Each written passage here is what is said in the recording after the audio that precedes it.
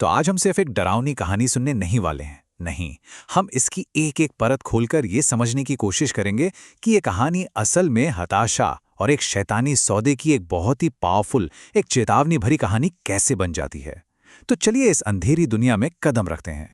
सुनिए, रात का आखिरी पहर। बाहर सूखे पत्तों की सरसराहट थी, जैसे कोई अनसुनी बातें फुसफुसा रहा हो। कहानी की शुरुआत ही इन लफ्जों से होती है। सोचिए, ये शब्द आपको सीधे उस खौफनाक, उस रहस्यमयी दुनिया में खींच लेते हैं और शुरुआत से ही एक बेचैनी वाला माहौल बना देते हैं। तो इस कहानी का हीरो कौन है? वो है विजय, एक किसान। और वो कोई ऐसा वैसा किसान नहीं है। वो एक ऐसा इंसान है जिसकी दुनिया उसकी हर एक कोशिश के बावजूद उसकी आंखों के सामने बिखर रही है। ये कहानी उसकी हताशा की है और आप देखेंगे यहीं से उसकी दर्दनाक यात्रा की शुरुआत होती है। और यहाँ पे ना कहानी का जो मेन कॉन्फ्लिक्ट है वो बिल्कुल साफ हो जाता है। देखिए, एक तरफ है विजय की, जिसे कहते हैं ना, अंतहीन मेहनत, जी तोड़ मेहनत, और दूसरी तरफ बिल्कुल कड़वी हकीकत। उसके हाथ क्या लग रहा है? सूखी फसलें, बढ़ता कर्ज, पूरी बर्बादी। मतलब उसकी कोशिशों और हकीकत के बीच जमीन आसमान का फर्क है। और यही वो चीज़ है जो उसे टूटने की कगार पर ले आती है।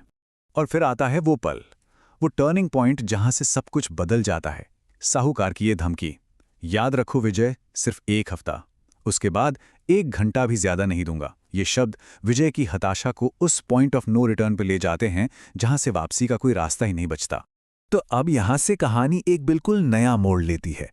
सोचिए, जब किसी इंसान की मेहनत, उसका लॉजिक, सब कुछ फेल हो जाए तो वो कहां जाएगा?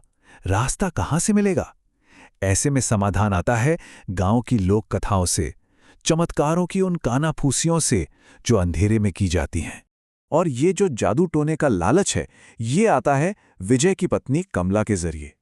वो सुनती है जंगल में किसी तांत्रिक के बारे में जो सबकी इच्छाएं पूरी करता है, बड़ी बड़ी मुश्किलों को हल कर देता है। एक तरह से कमला उस इंसानियत का प्रतीक है जो मेहनत पर से भरोसा खोकर अब जादू में उम्मीद ढूंढ रही है। यहां पर ना दो अलग अलग सोच, दो दुनियाओं का टकराव साफ दिखता है। विजय अब भी कहता है मेहनत ही असली पूजा है, लेकिन कमला की हताशा देखिए। वो कहती है क्या पता तुम्हारी किस्मत पर ताला लगा हो, हमें कोशिश तो करनी होगी। और यही यही जो घर के अंदर का संघर्ष है, यही विजय को उस भयानक फैसले की तरफ धकेलता है। और आखिरकार हताशा से पूरी तरह टूटकर विजय हार मान लेता है। वो उस तांत्रिक की तलाश में निकल पड़ता है। और समझिए, ये वो पल है जब वो अपनी तर्क की दुनिया को, अपनी मेहनत की दुनिया को पीछे छोड़ देता है और एक अलौकिक, एक अंधेरी दुनिया में अपनी यात्रा शुरू करता है। तो ये मोहिनी साधना चीज क्या है? देखिए, ये कोई आम पूजा पाठ नहीं है। ये एक बेहद जोखिम भरा तांत्रिक अनुष्ठान है। इसका मकसद है मोहिनी को बुलाना, एक ऐसी शक्ति जो खूबसूरती, लालच और विनाश तीनों का प्रतीक है। ये साधना अपनी किस्मत बदलने के लिए की जाती है, लेकिन ये एक ऐसी शक्ति को बुलाना है जो आपको बना भी सकती है और पल भर में मिटा भी सकती है। तो इस सौदे की शर्तें क्या थीं? चलिए एक एक करके समझते हैं।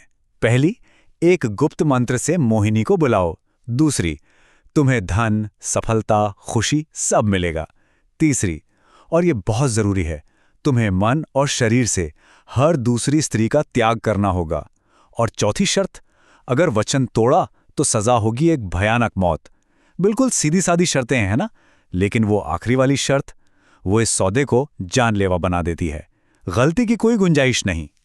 और मोहिनी के शब्द सुनिए, आज से तुम मेरे हो जाओगे, हमेशा के लिए। अगर तुमने ये वचन तोड़ा तो इसका अंजाम बहुत भयानक होगा। ये शब्द इस समझौते को सिर्फ एक डील नहीं रहने देते, ये इसे बेहद पर्सनल और बेहद गंभीर बना देते हैं। ये असल में विजय की आत्मा का सौदा था। तो सौदा हो गया। अब कहानी के उस हिस्से में आते हैं जहां इस सौदे के नतीजे सामने आने लगते हैं। वो आकर्षक इनाम जो तुरंत मिल जाता है, लेकिन जिसके पीछे एक बहुत गहरी, एक बहुत भयावह कीमत छुपी होती है। अनुष्ठान के बाद अगली सुबह सब कुछ बदल चुका था। जो हुआ उसे कोई चमत्कार ही कह सकता था। ये बदलाव देखिए, कितना चौंकाने वाला है। समझौते से पहले क्या था? बंजर खेत, कमर तोड़ कर्ज, और समझौते के बाद लहलहाते हरे भरे खेत।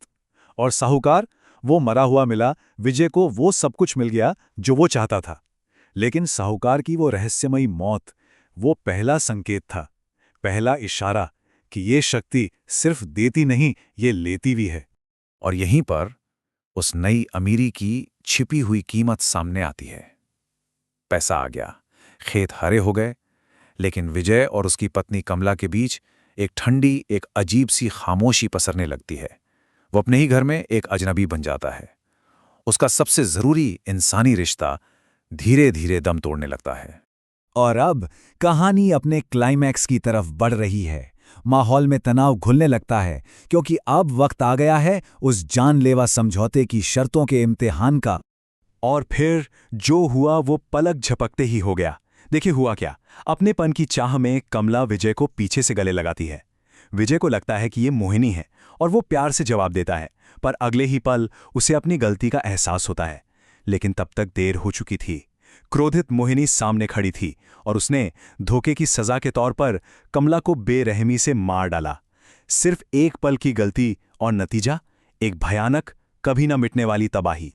और मोहिनी का तर्क सुनिए, तुम्हारी बीवी तुम्हें मुझसे छीनना चाहती थी, इसलिए उसे रास्ते से हटा दिया। इन शब्दों से उस शैतानी शक्ति का असली चेहरा सामने आता है। उसका मकसद विजय की खुशी कभी था ही नहीं। उसका मकसद था उस पर अपना हक जताना। वो मदद नहीं कर रही थी, वो मालिक बन चुकी थी। मोहिनी विजय पर अपनी भक्ति का दिखावा करने का आरोप लगाती है और फिर उसे भी मार देती है। और इसी के साथ उस दुखद सौदे का अंत होता है। सौदे की आखिरी शर्त पूरी होती है और विजय की कहानी पूरी तरह से बर्बाद होकर खत्म हो जाती है। तो ये थी कहानी। लेकिन चलिए अब कहानी से थोड़ा हटकर इसके विश्लेषण पर आते हैं। आखिर ये डरावनी कहानी हमें सिखाती क्या है? इसमें हमारे लिए क्या चेतावनियां छिपी हैं? तो इस पूरी कहानी का सार क्या निकलता है? देखिए, ये कुछ ऐसे सच बताती है जो कभी नहीं बदलते और असल जिंदगी पर भी बिल्कुल फिट बैठते हैं। पहला, कि सफलता का कोई सच्चा शॉर्टकट नहीं होता। दूसरा, हर शक्ति की एक कीमत चुकानी पड़ती है। तीसरा, कि हताशा इंसान से विनाशकारी फैसले करवा सकती है। लेकिन शायद सबसे बड़ा सबक जो ये कहानी देती है वो आखिरी वाला है, कि इंसानी रिश्तों का टूटना ही सबसे बड़ी कीमत होती है। एक दिलचस्प बात यह है कि सोर्स का दावा है इस कहानी के कुछ हिस्से सच्ची घटनाओं पर आधारित हैं। तो हम इसी सवाल के साथ इसे खत्म करते हैं। आज के ज़माने में, आज की दुनिया में ये कहानी हमें किस असल दुनिया के शैतानी समझौते के बारे में चेतावनी दे रही हो सकती है? ये कहानी भले ही अलौकिक हो, लेकिन इसके पीछे छिपी चेतावनी आज भी उतनी ही असली है।